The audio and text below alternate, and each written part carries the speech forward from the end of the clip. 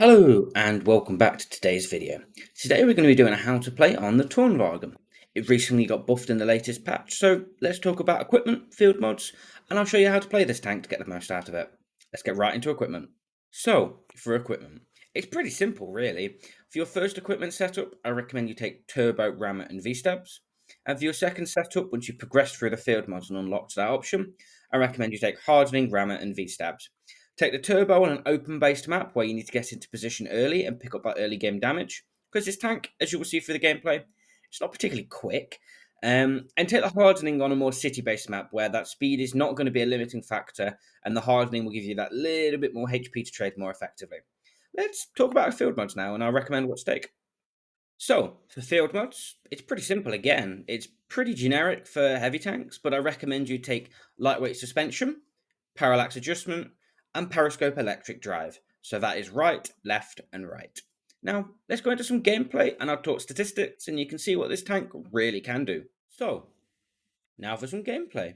Let's go right into it. We're going to be watching T44 100 Lover, bit of an icon in the tier 8 gaming community, as you might call it. But yeah, let's watch and see what he can do with the Tornvagn, and I'm going to talk statistics at you whilst he shows us what this tank truly is capable of. So, as you will see, it ain't very quick. And as I spoke about when you were choosing your equipment, I would recommend for your first equipment choice pretty much always having a turbo in there, just because it will help you get into position that little bit faster, which is obviously useful, especially when you're playing in the current meta with everything seeming just to constantly be getting quicker and quicker and quicker. And also, who doesn't like picking up a little bit of early game damage? You know, maybe if he didn't have the turbo here, he wouldn't be in position to put a nice shot into the CS59 crossing that gap there. So, you know, turbo it is, because, you know, without turbo, you're only looking at 36 forwards. But if you're using a turbo, you can actually get this tank speed up to a pretty respectable 41 forwards. Its reverse speed is always going to be lacking. It's 16 in reverse, and you will see this in this game. The reverse speed does limit you a little bit on a ridgeline, but then also a lot of things make this tank probably the best tier 8, best tier 8 on a ridgeline. So you will see.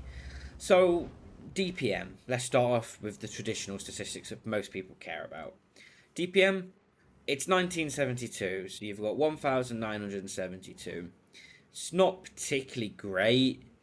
You know, you're talking lower end of DPM for tier 8 heavies, but you can make it work because it has a nice alpha of 400. It's alright. 400 alpha it's not the highest anymore, but I find 400 to be a pretty nice amount of alpha. Aim time, 2.21 seconds, as you've just seen. It doesn't limit you, but it is not, once again, it's not top of the tier. It's pretty mid-ground, but it works. Dispersion, this is where this tank lacks. 0.36. It ain't a sniper.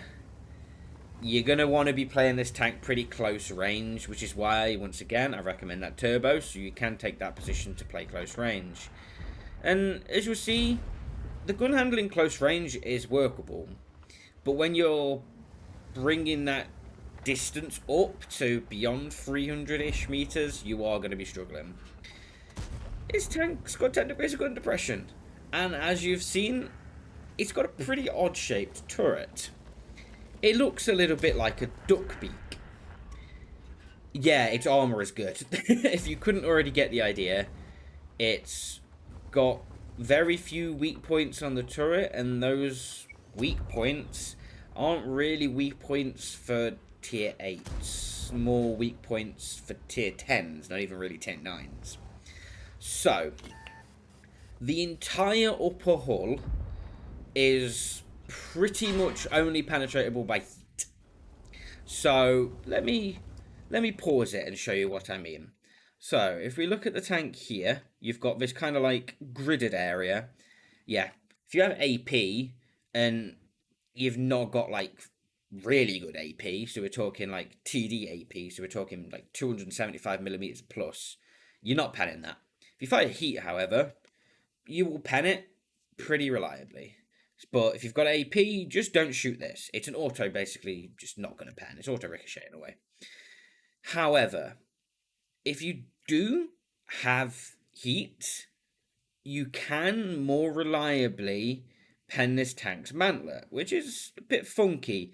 But either side of the gun, like directly either side of the gun, is this tank's turret weak spot, which is, yeah, it's 280 millimeters. So as I said, it's not really a weak point for tier 8s.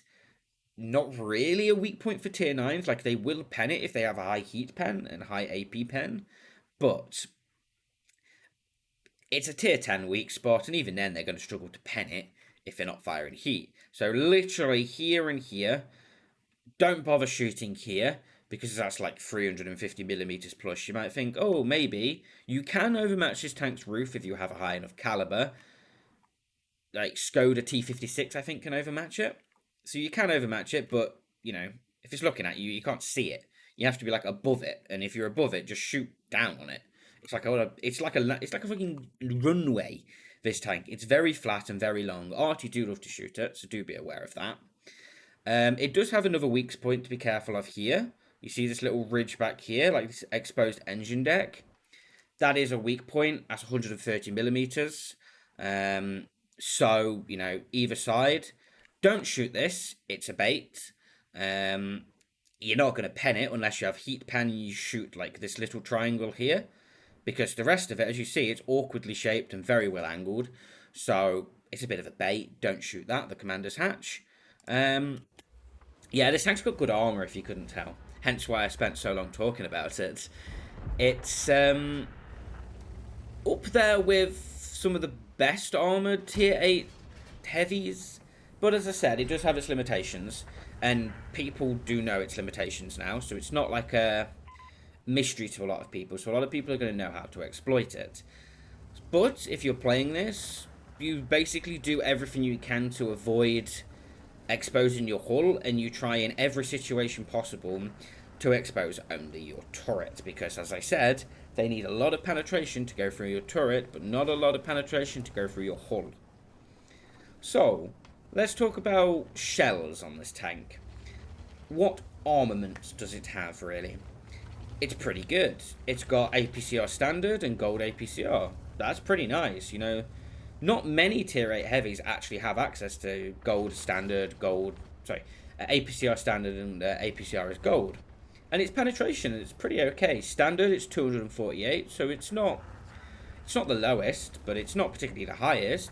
But its gold pen of APCR of 297 is really comfy. And when you combine that with this tank's shell velocity, you know, it is APCR, so it's got good shell velocity as base, but it's got 14 of 50. That's next levels. You will find yourself, if you can, bear in mind this tank does not have really got the dispersion on the aim time. It's very good at hitting EBRs. If the gun works, it has the shell velocity to hit EBRs. You can snapshots because you have the shell velocity. Once again, if the gun works. But the shells on this tank, it's a very nice package. You know, it has decent HE, but it's pretty standard HE.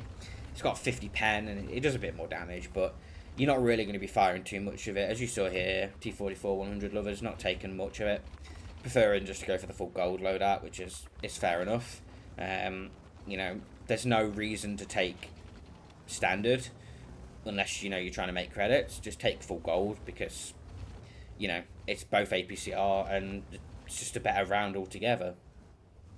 There is another weak point, actually, that I forgot to mention on this tank, which I will quickly just show you. So if you're playing this tank, you do have to be careful of here. You see, it's very flat and very boxy. That's just a weak point, and they'll just pen it. Like, they will quite literally, if they have anything of any tier, it's 240 millimeters. So, you know, not any tier, but tier 7's firing gold, tier 8's firing standard. They'll just pen you here. And there are situations where, if they are like above you, they can shoot down into this. So say, for example, you're playing against a mouse or something. They can actually track you and damage you by shooting down through here and going into the tracks. So it's something you have to be careful of. Yeah.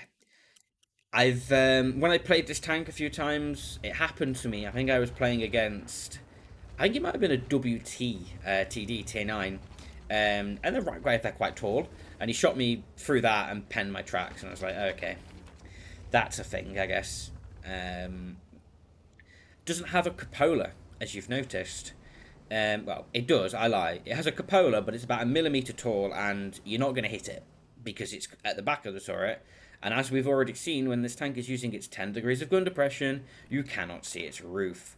You can only see its cheeks, which, as we said, it's 280 millimetres at its thinnest.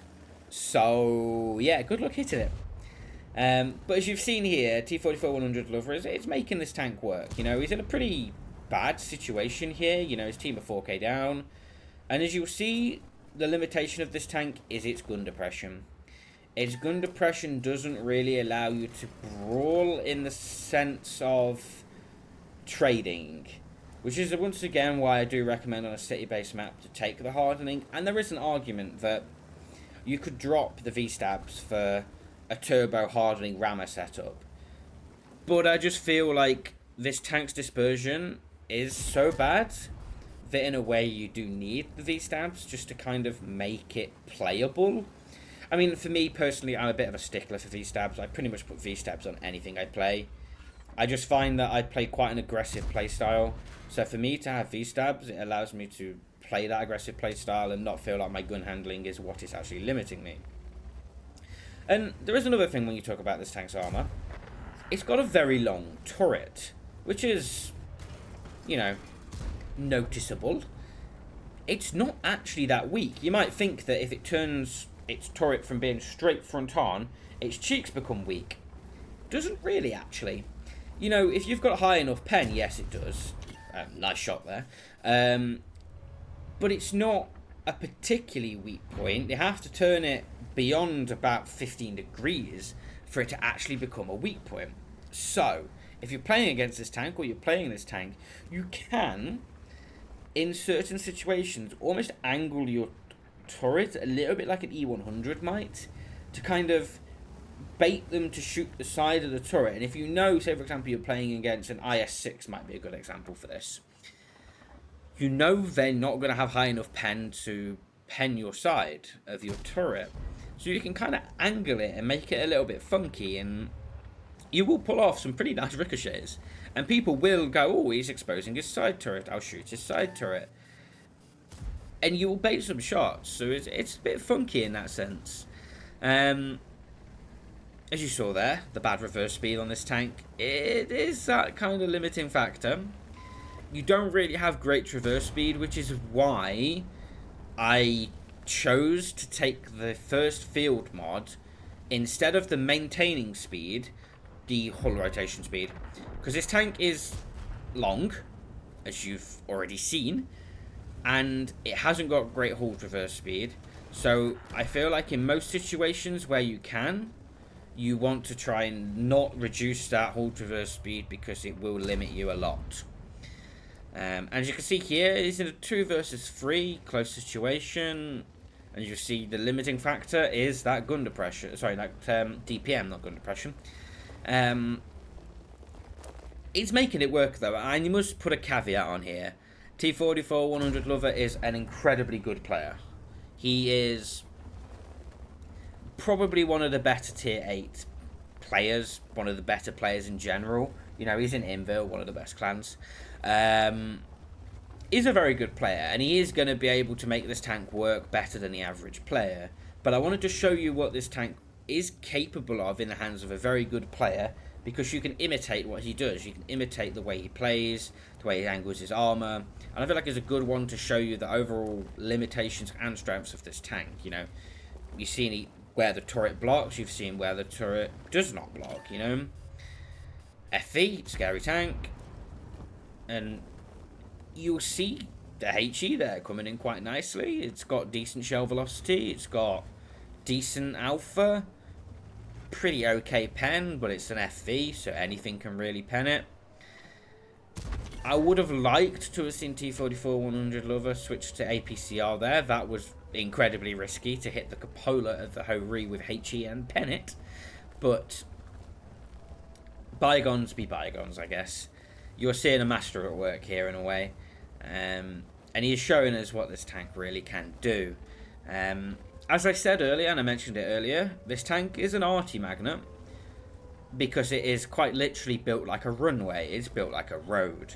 So arties do love to dump, you know, pretty big shells down onto your very flat engine deck, and more than once I've seen a Tornvagn get penned by our team because its engine deck is quite weak. Can't remember the armor off the top of my head, but I believe it's in the region of 30 to 35. So most arties are going to be able to pretty reliably pen you, which is, you know, a pretty big limiting factor. And that is one of the counters to this thing playing on a ridgeline is arty, and you do have to be aware of that. And as you saw there, the turret armor coming into work and ricocheting a nice shot from the Scorpg on the roof, which somehow the Scorpg managed to see the roof. But this tank's alpha, it's just nice. I don't know, 400 alpha just seems to just be a comfortable kind of alpha for me. But yeah, let's wrap this thing up. As you can see, this game is, you know, getting wrapped up. Nice little carry here. Strength of this tank. Hull down, very strong. Hull down, very strong. You're getting a trend here. Basically, play this tank hull down and it's very strong. Limitations, it's quite long. It's quite slow. Its gun handling at range isn't great. And its turret armor, its hull armor is a bit of a limiting factor. But a good player will be able to mitigate that. But a more above average, slightly below average player may struggle to make this tank work. It's got a high skill cap, but it's a pretty fun one. So, you know, if you're looking to pick it up now that it's been buffed, it's enjoyable. I would recommend picking it up if you're a lover of, I don't know, the Super Conch. The T110E5. It feels a little bit similar in that sense, just without the DPM. So, you know, if you wanted a slightly more reliable turret armored Super Conch and a E5 without the cupola to trade in DPM for that, I'd maybe recommend picking up the Tornvagn just because it does kind of, it fits the bill between kind of those. But, you know, it's never going to stand up to a BZ, you know, 176. There are levels to this game, and the Tornvagn is not BZ176 material. It's not overpowered. It's very well balanced, really. So if you're looking for a well balanced tier 8 heavy to train, I don't know, your Kranvagn crew, go for it. I'd recommend it. But let's get on to the conclusion and outro of this video now. Thank you for watching, guys. If you did enjoy this video and you found it useful, don't forget to like, comment, and subscribe. We're going for 650 subs by the end of the year, so become a part of that. And yeah, keep your eye out for more videos in this How to Play series, and keep watching the daily advancing YouTube Shorts uploads. And I will see you all again very soon.